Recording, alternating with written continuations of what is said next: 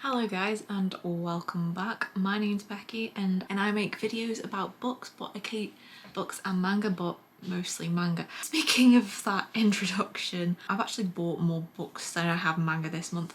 I did buy some manga, just not as much as I did last month, just because I had some vouchers for Waterstones, so I thought I would buy some actual books because I wanted to just read some of the books. The manga volume that I did get was Noragami volume 27. This is the last volume in the Noragami series and it is thick. I can't remember where I was with Noragami. I think the last volume I read was like volume 22 or 23. I'm probably gonna have to just refresh my memory before I pick this up, but I can't believe Noragami has finally finished and I have got the entire series. If you really like tracksuit wearing gods, I'd really recommend Noragami. But yeah, that is the only manga volume that I got in January. We are gonna go into the books and there's quite a few here actually. I believe there is 10 books. The first book that I got was Wrong Tracks by Susan Bramwick. This is actually my friend's book and she is being published through an indie press in the UK called UCLan Publishing, and she's published quite a few various other books, and if you really like mysteries and trains, I'd really recommend this. I have read this and I enjoyed this, so I won't really give my entire thoughts on it, but it's just cool to have your friend's actual book in your hand. I just think that's really cool.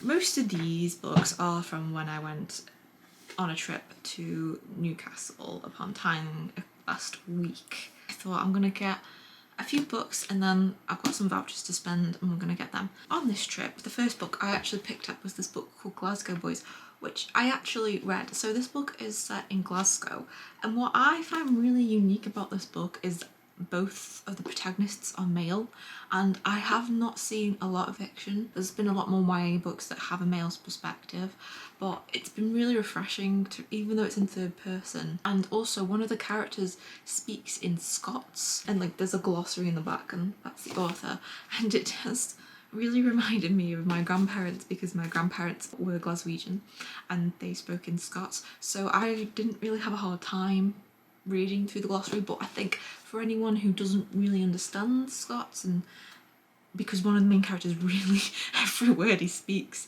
is in that, I just think that was a really nice take, the fact that you didn't really have to explain it, but it was nice to read something set in Glasgow. The next book that I got is a novel love story by Ashley Poston. I read The 7-Year Slip last year and I really enjoyed it, and I was debating whether I would actually like this or not, but it seems like a fun read, so we have still got a few books to get through. In Waterstones they do a buy one get one half price offer, so of course I had to utilise that.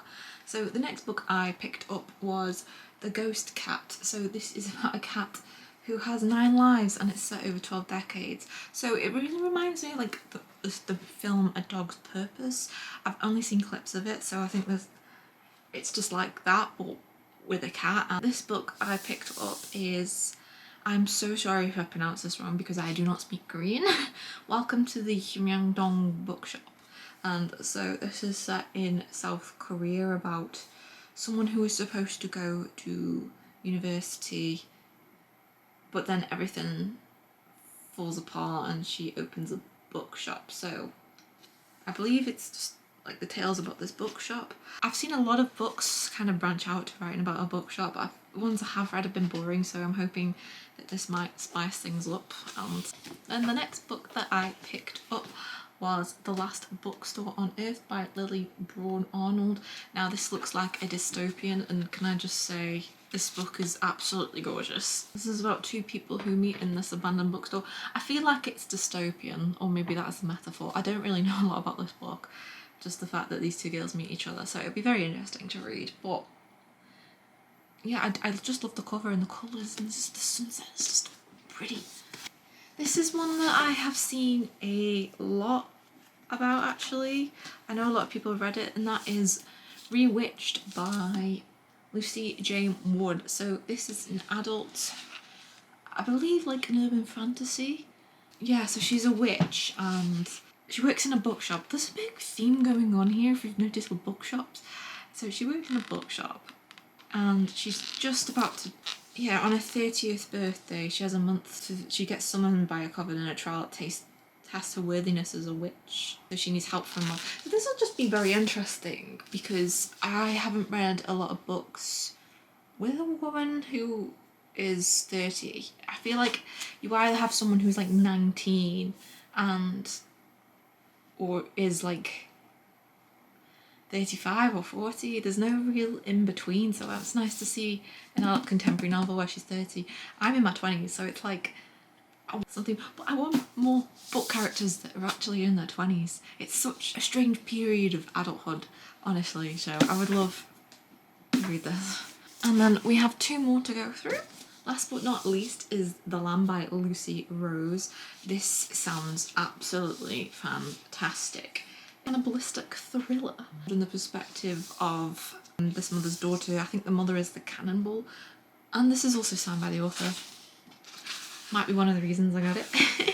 Apparently it like really explores the relationship between a mother and a daughter. So I'm looking forward to reading this. And then last but not least is the book that I'm reading, so I apologise for that. That book is A Language Without Dragons. This is also absolutely gorgeous, this entire book.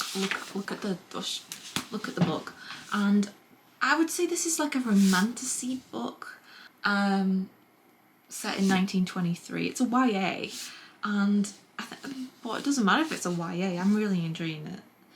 I mean, the main character is really insufferable, I will admit that. There's so many things have happened and it's only taken her to the end of the book to realise that she's in the wrong. So that was annoying, but the dust jacket's really pretty. Do you know what? But at least I am enjoying this slight world building that's going on, but I do think a lot of things in the book need to build upon. But yeah, that is all the books that I acquired in January. Thank you for watching. As always, my name's Becky. Comment down below any manga or books that you got this in January or have acquired in February, and I will see you next time. I must have called you at a bad time.